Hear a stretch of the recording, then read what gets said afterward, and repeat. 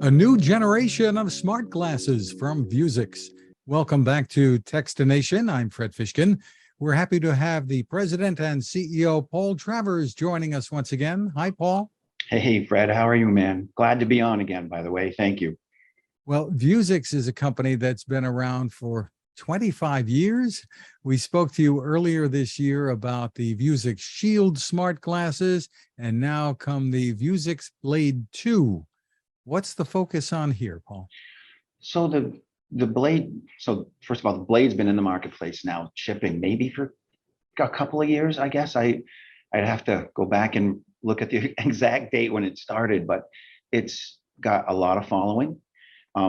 Unfortunately, it has a processor that's old, the original Blade. Maybe that thing is, geez, 6 years old. And the operating system it was running is an older, outdated operating version of Android. There's a bunch of things about it that kind of needed upgrading. So the Blade 2, because there's so many folks that are wanting to deploy now, they need to have newer OSs for the security patches, everything about IT to get it right. They needed the better Wi-Fi. So we've got a upgraded processor that's now in Blade 2. It has updated Wi-Fi capabilities. The processor itself is running on a smaller pitch processes, so the power consumption is less on Blade 2. It's basically a really nice upgrade that brings everything that's needed to do broader deployments, including the Wi-Fi performance, the security stuff that everybody needs, the latest operating system, and a much nicer processor. And what would be, if people are wondering, what would the differences would be between, say, the Blade 2 and the Shield that you announced earlier? Yes. The Shield has an 8-core processor in it, so it's a lot beefier than what this one is, frankly.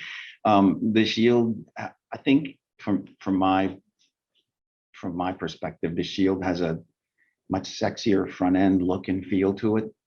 The Shield has, unfortunately, only monochrome displays in it. This is full color. And there's applications that just require full color in order to work. So, you know, if you need a good performing, reasonably good looking pair of smart glasses, Blade 2 is a good way to go. The Shield is stereoscopic, so there's left and right eye imagery, but again, it's monochromatic.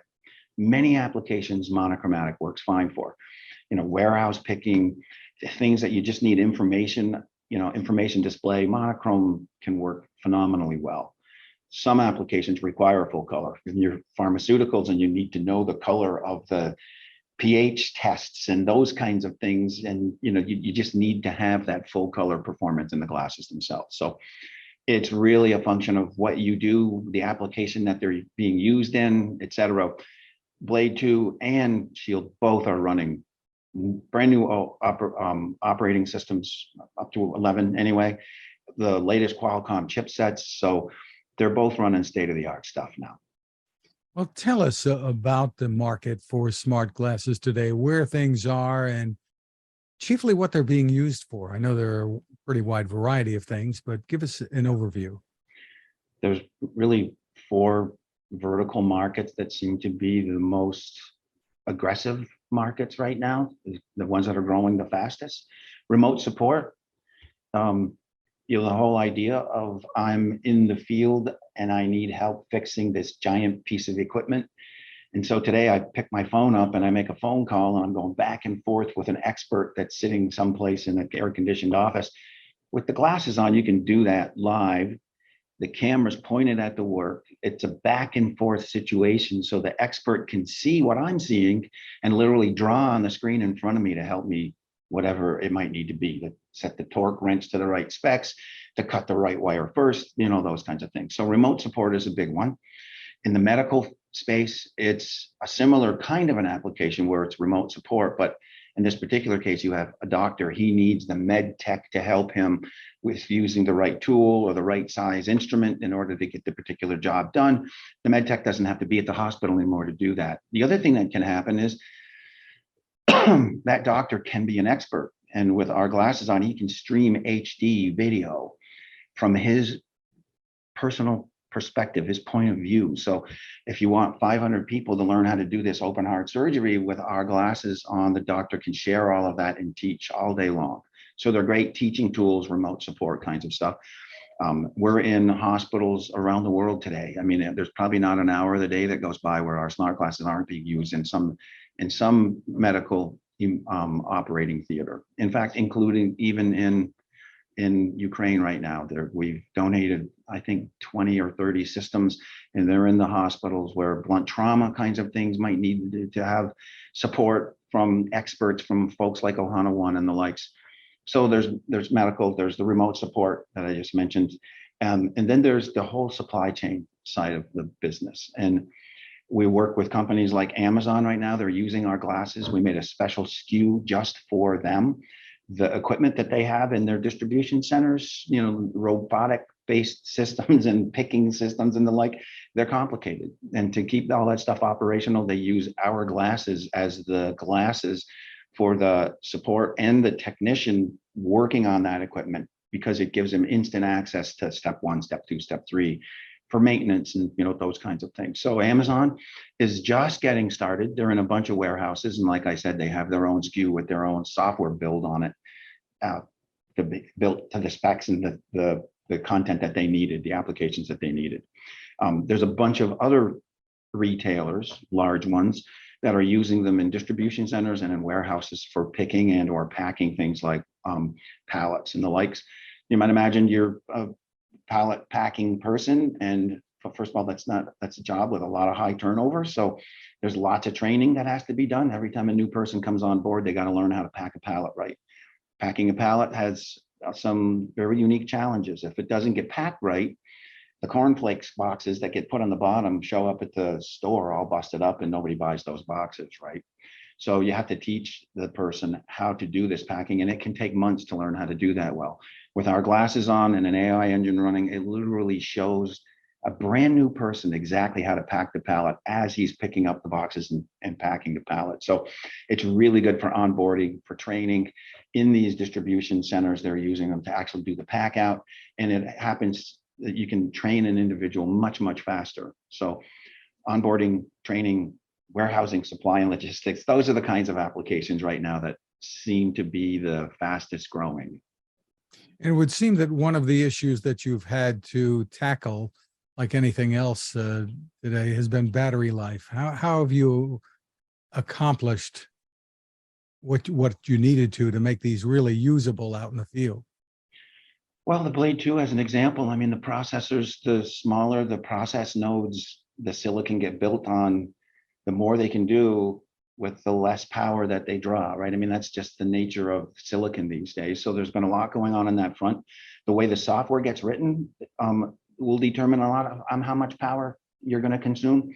An example with an Apple Watch, right? I mean, they recommend that you don't turn every single pixel on, you keep black screens in the background, and all of that is just to minimize the amount of lights that are turned on, consuming power on the watch. We do very similar kinds of things with our glasses. That said, we put enough power in the glasses system so that you can do an 8-hour shift. If you have super long shifts or you're doing super heavy duty stuff, we have belt pack batteries that you can augment the power supply systems in our glasses. That's what's cool about Vuzix's products. They're smart glasses, they're lightweight. There's a really good balance to power and day-long use time. It takes a long time to get all that right. So there's all that stuff that's going on. I will say that in the long run, what's happening is Vuzix has this micro LED technology.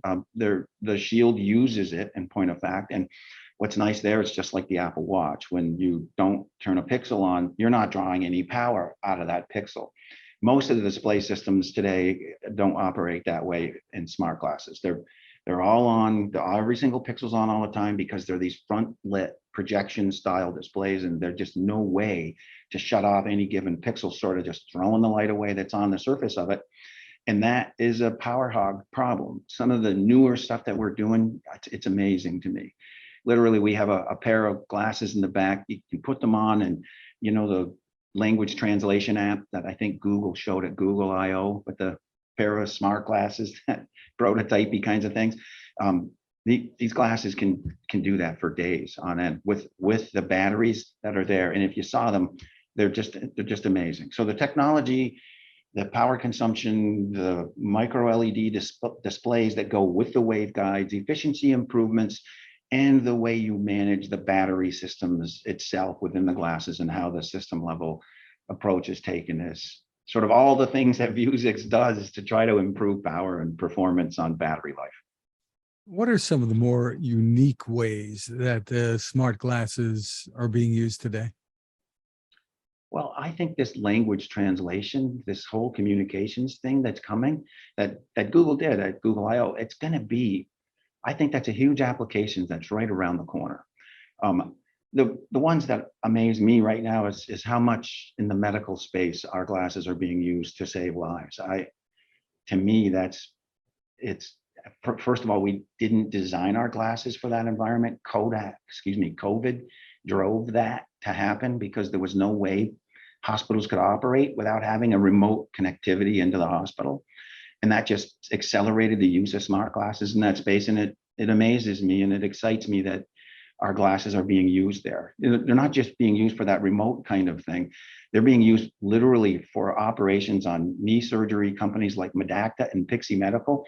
Our glasses are an integral part of the operation. Before they put the screws in a person's knee, the glasses look at the setup of the mechanical mechanisms that are instrumented on the person's knee, confirms that they're in the right place before the screws are put in. And the glasses are a fundamental part of the operation. It's amazing. It's augmented reality. It's best, right? You got the glasses, they're looking into the real world, they're measuring things, they're showing the doctor exactly where they are in space. And that closes the loop where the real world and the virtual space come together. It's like the metaverse coming to life. And that's where it's going to start to get really exciting, I think, over the next couple, 3 years. You know, we hear so much these days about the metaverse. It's maybe being overused, perhaps, and AR. What are your thoughts about what's here and what's to come, and how that's going to change the way we do things, change our everyday lives? Yeah, there's kind of two ways of looking at the metaverse. There's the virtual metaverse that you'll go into with a VR headset on, and you'll step inside that space and you'll be in that space. And there's limits to what you can do there, although in some ways it's limitless in that, if you can think it, you can invent it and build it in the virtual space, right? Almost anything could exist there, but it's lonely from the perspective of touching things and seeing them and like they're not really real, even though they're convincing from a visual perspective. So there's limits to what you can do in the virtual space, but virtual means just like we're meeting right now virtually, Fred. I mean, that's going to be a big part of the metaverse. And in fact, you could say we're conversing over the metaverse now, right? That said, it really gets exciting when the metaverse can come into the real world and be part of everyday things that happen. A simple example, I use it all the time, is Pokemon Go, right? You've got your phone out, you're pointing it down the street, and you can see the Pokemon Go character, sitting down there in the middle of the field in front of you. Well, that Pokemon Go character is actually really in the metaverse, in a virtual spot right there, which is coordinates in a database of stuff, right? But the phone knows where you're standing in space, and it knows where the camera is looking. So it can take the metaverse's character, Pokemon Go character, and put it in the real world through the phone. Glasses are going to make this seamless. So, you're at the football game and you got that first yard down line on the football field, and you've got mascots and stuff, and none of it's real when you have your glasses on in the football stadium kind of thing. That's the future of where this is all going, and it's exciting for entertainment, but it's going to be part of everything. You walk into the plant floor, you're fixing street power systems and the like, so you got the glasses on, and all of the virtual version of those things are connected back to the real world through these glasses, helping you diagnose, fix, save lives, prevent accidents, whatever. It's going to be in every part of life. What's the role that you envision for Vuzix in that world? It is not easy to make sexy glasses. I mean, it's a really hard proposition. I mean, you hear guys like Zuckerberg talk about it.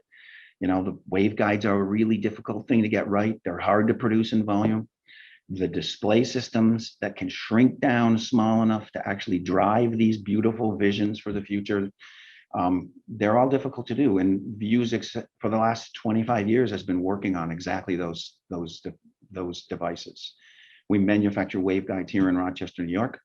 We have a plant that we're effectively about ready to open up a brand new facility behind the one we're in today that is going to have an extended manufacturing facility specific just to our waveguides.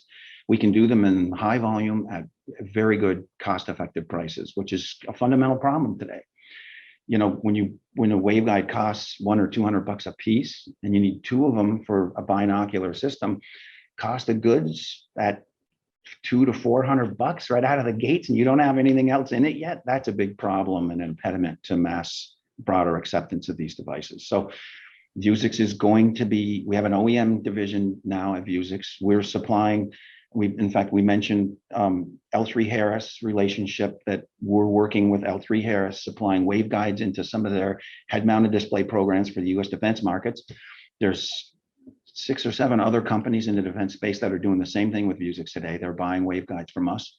And then in the broader markets, there's a bunch of companies that are coming to Vuzix, and we're supplying systems to them that it looks like they should be rolling out in their volume programs here over the next 2 to 3 years, which I can't get into details on, but enough to say that Vuzix has an OEM division that's going to be suppliers of some of the key components to the broader markets. Interesting. Well, with the products that you have, the new Vuzix Blade 2 and the Shield, tell us about availability and pricing. Yes. So the Blade 2, I think, is $12.99. It's available now. We're just starting to ship to some of our channel partners. September will be probably more the official rollout, where you'll start to be able to buy them off of Vuzix store. So September, effectively, which is right around the corner. Even though I don't have one in my office with me right now, they exist, they're in boxes, and they're getting ready and or going out the door as we speak. The Shield, it's going to be sometime, I think, in October, knock on wood. There's supply chain problems. I mean, as you know, China closes down this city, then that city, then this city, and we source things like flexes and some parts and stuff that are unique out of Asia, and that has caused some glitches and some time frame extensions. But I think we're over all of that now. It's all coming together. So both of those products, way before the end of this year, they'll be both shipping. One literally now, effectively, and the other one a month plus a little bit away. And what about the applications, the availability of applications that take advantage of this? What should people know? I mean, there are standard things like Zoom that will work on them, right? Yep. Zoom, Teams. I mean, practically every single one of these social communication tools, like the Zoom call that we're on now, they work just with the glasses. I could put the glasses on, I could join this call, Fred, I could walk around the office here and it'd be like you were standing next to me, taking a tour of the office with me, just with a standard Zoom call. There's also companies that make custom versions of a Zoom, but it's for remote support. And what happens there is literally I can draw on my screen here of your view if you were wearing my glasses. And when I drew a circle around the red wire, you'd see that circle around the red wire you were looking at. So you knew that was the wire you had to cut, as opposed to the blue one, which, you know, might set the bomb off, kind of a thing, right? So this is the neat thing about smart glasses. 5 years ago, there was a bunch of software that was just getting started. There were challenges. And if you wanted to try to deploy it in an organization, you needed $500,000 worth of development monies just to get the software up and operational so that you could bring it on board within that organization for that particular application. It's not the case anymore. There's a bunch of applications that are off the shelf. They just work with the smart glasses. So if you want to do this remote support thing, from Vuzix for $49 a year, you get a Zoom connector and you're done. So you buy our glasses, you got the Zoom connector, you're up and operational immediately. Plug and play, which is great. Things like in a warehouse distribution center where you're packing a pallet, it's a little more complicated, right? Because it's really dependent upon a database of stuff. Each and every single one of the items that gets packed on that pallet The software needs to know what it is, needs to know its dimensions, yada, yada, yada, right? So there's more effort that goes into those, but when they're finally done, and by the way, they're based upon software that exists today already that's being deployed in warehousing situations. It's just now able to be modified to come up to speed to do those kinds of applications. And so there's a pile of stuff that's off the shelf today that just makes this stuff work, which is really the basis behind our business. The glasses don't do much without software. Very exciting. The website for more information is vuzix.com, VUZIX.com.